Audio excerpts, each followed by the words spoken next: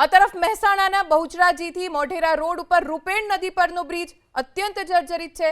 વર્ષ 1970માં બ્રિજનું નિર્માણ થયું।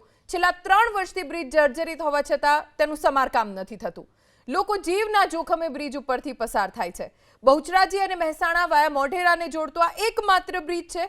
આ બ્રિજ બંધ થઈ જાય તો મોઢેરા તરફનો સંપર્ક જ તૂટી જાય, જે કારણથી આ બ્રિજ બંધ નથી કરાતો।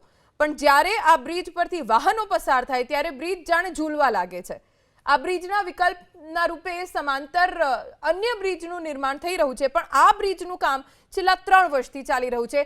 ધીમી ગતિએ ચાલી રહ્યું છે। બેદરકારીપૂર્વકની આ કામગીરી લોકોના જીવ જોખમમાં મૂકી રહી છે। મહેસાણાના બહુચરાજીથી ચાણસ્માને જોડતો આ મુખ્ય હાઈવે છે ને હાઈવે ઉપર રૂપેણ નદી ઉપર આ બ્રિજ બનેલો છે। આ બ્રિજ છેલ્લા 3 વર્ષથી ડેમેજ થયો છે। વાહન વ્યવહાર જ્યારે પણ અહીંયા પસાર થાય છે ત્યારે સમગ્ર બ્રિજ ધરુજતું હોય તે પ્રકારના દ્રશ્યો જોવા મળી જાય છે। આ કયા પ્રકારે બ્રિજ ડેમેજ છે તે જોઈ શકો છો, કારણ કે જે રીતે બ્રિજ ડેમેજ થયું છે તેના કારણે તેના સળિયા પણ બહાર નીકળી ગયા છે। રસ્તા ઉપર મોટા મોટા ખાડા છે, જેના કારણે વાહન ચાલકોની હાલત કફોડી બની છે। જે રીતે પરિસ્થિતિ ઊભી થઈ છે તેને લઈને ક્યાંક ને ક્યાંક વાહન ચાલકો પરેશાન છે, કારણ કે જે રીતે આ બ્રિજ ડેમેજ છે। આપ દ્રશ્યોમાં પણ જોઈ શકો કઈ રીતે બ્રિજ ડેમેજ થયો છે। આ તેના દ્રશ્યો છે। અહીંયા વાહન ચાલકો છે તેનાથી વાત કરીશું।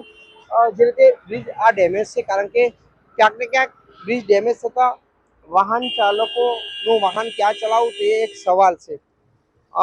અહીંયા વાહન ચાલક છે તેનાથી વાત કરીશું।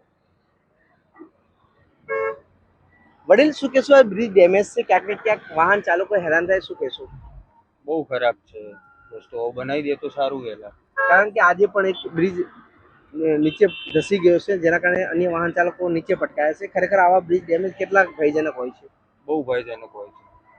જલ્દી બનવો જોઈએ, જલ્દી બનવું જોઈએ। તો આપ સમજી શકો કે આ તમામ વાહન ચાલકો છે તે ક્યાંક ને ક્યાંક અહીંયાથી પસાર થઈ ગયા છે।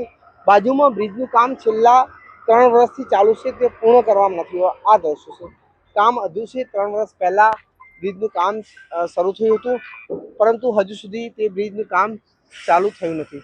જે રીતે આ બ્રિજ ઉપર ભારે વાહનો સહિત મોટી સંખ્યાની અંદર વાહન ચાલકો નીકળી રહ્યા છે, પરંતુ જે રીતે આ બ્રિજ ડેમેજ થયો છે તેના હું આ દ્રશ્યો બતાવીશ કે કઈ રીતે આ બ્રિજ ડેમેજ છે।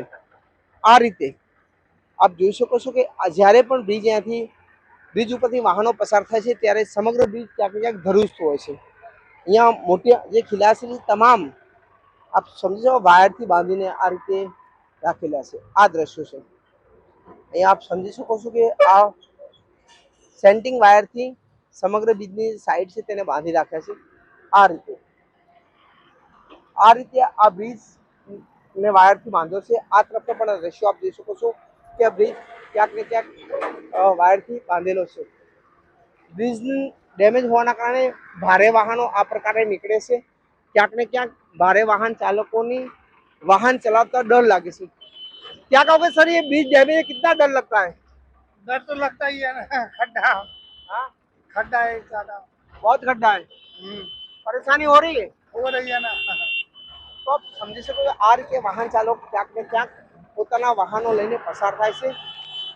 લાંબુ ટ્રાફિક જામ પણ થતું હોય તેવા દ્રશ્યો જોવા મળે છે, કારણ કે બ્રિજ ઉપર મોટા મોટા ખાડા પડેલા જોવા મળે છે।